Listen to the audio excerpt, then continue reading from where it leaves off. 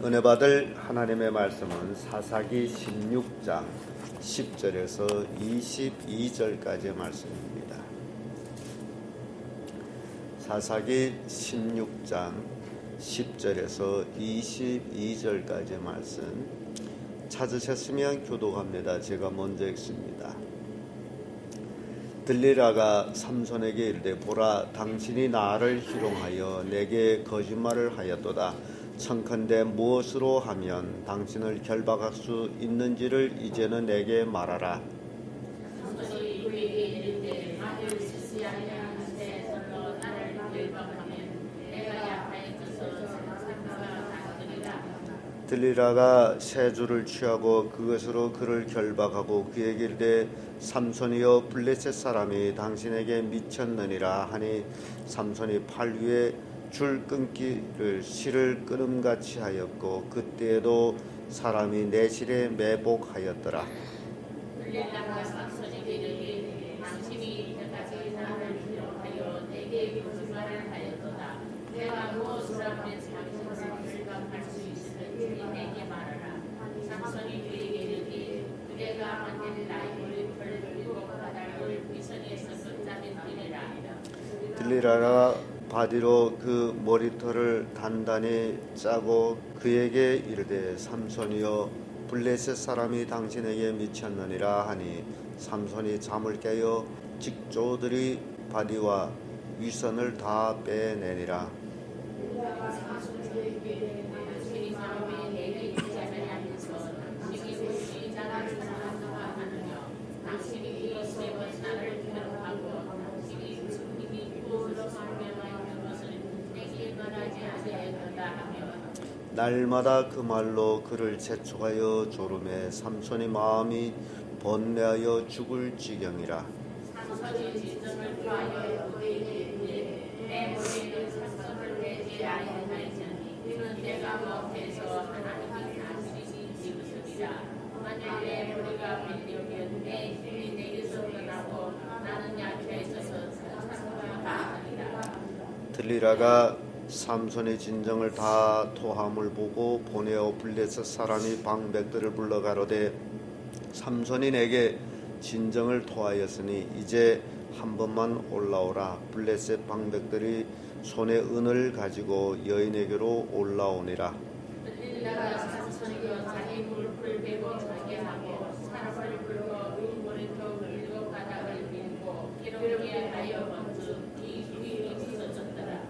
들리라가 가로되 삼손이요 블레셋 사람들이 당신에게 미쳤느니라 하니 삼손이 잠을 깨어 이르기를 내가 전과 같이 나가서 몸을 떨치리라 하여도 여호와께서 이미 자기를 떠나신 줄을 깨달지 못하였더라.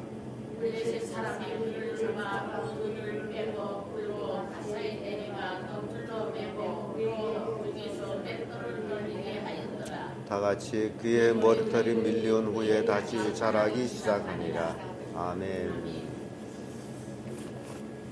이 말씀으로 진상을 모르면 이런 제목으로 말씀을 나누겠습니다.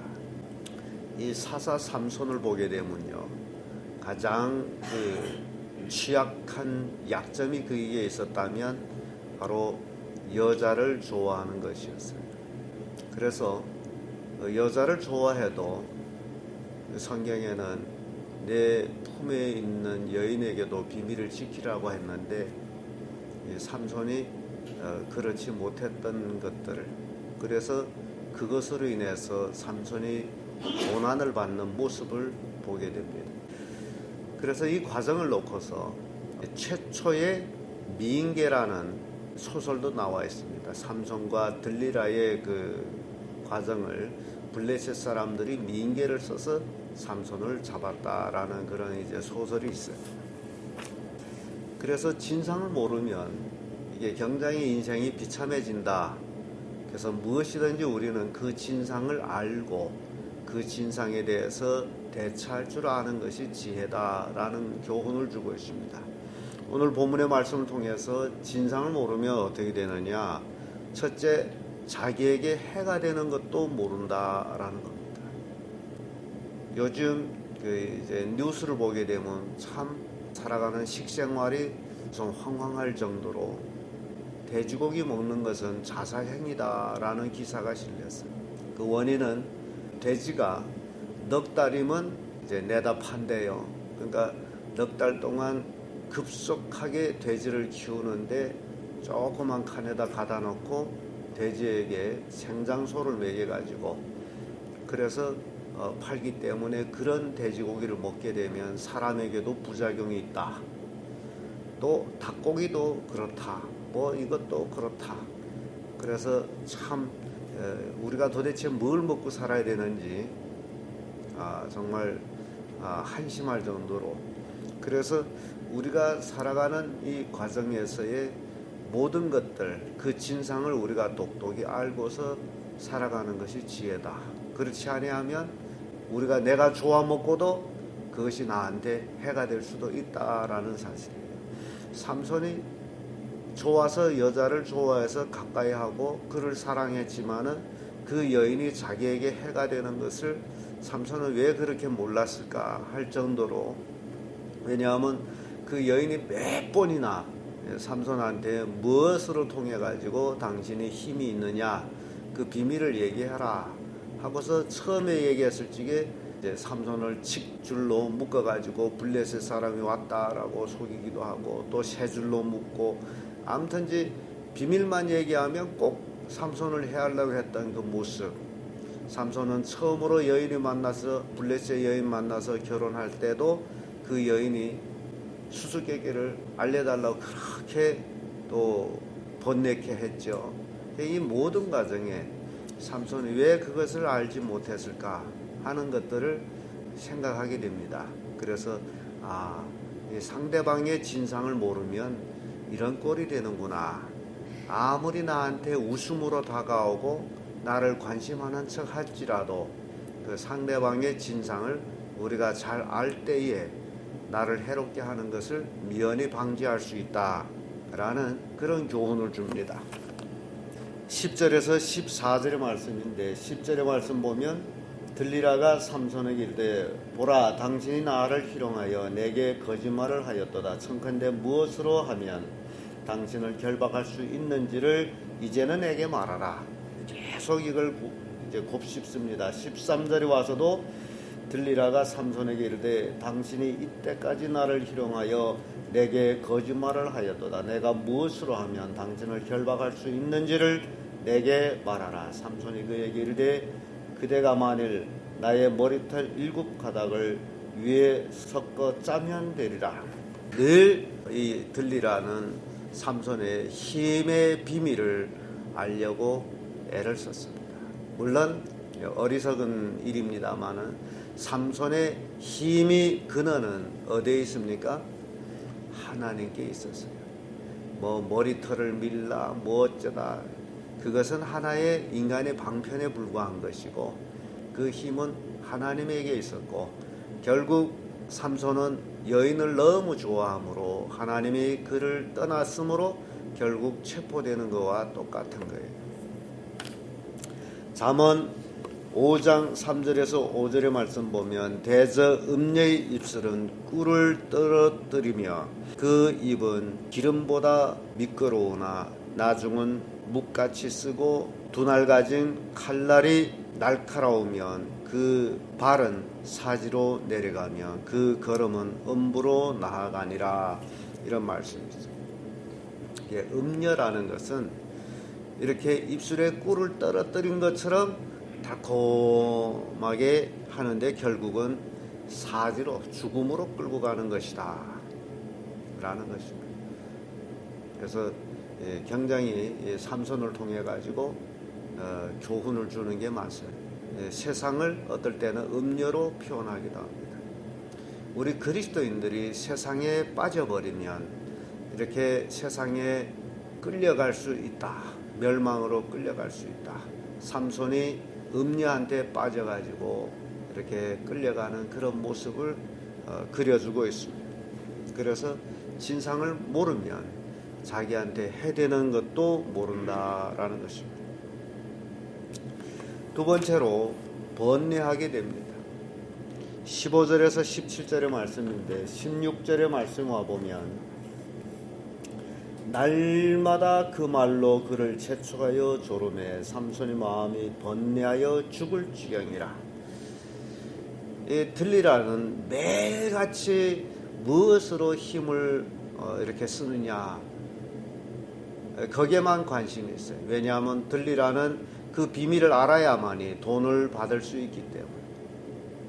그러니까 들리라는 삼손을 사랑한 거예요? 아니죠. 예, 음녀들은 그렇습니다. 사랑이라는 게 이들에게는 없어요. 육체의 즐거움만 찾는 거예요.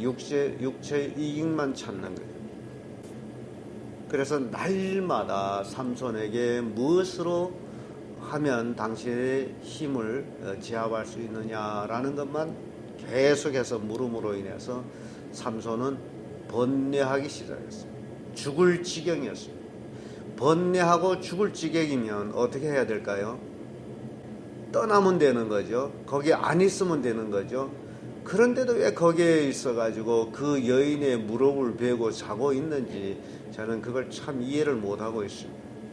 사무엘상 16장 14절에 보면 여호와의 신이 사울에게서 떠나고 여호와의 부르시는 악신이 그를 번뇌케 한지라 라는 말씀입니다. 이게 번뇌하다, 죽을 지경이다 할 적에는 우리가 생각해야 될 것은 하나님이 나와 함께 하지 아니하지 않느냐라는 겁니다. 하나님이 함께하면 형통하게 되고 기쁨이 있고 즐거움이 있어야 돼요. 그런데 번뇌하다 그러게 되면 신앙을 점검해야 돼요. 이게 삼손도 번뇌해서 죽을 지경이었다면 그는 신앙을 점검해야 돼요. 그리고 그 자리를 떠났어야 돼요. 그럼에도 그는 거기를 떠나지를 못했습니다. 잠언 12장 15절에도 근심이 사람이 마음에 있으면 그것으로 번뇌케 하나.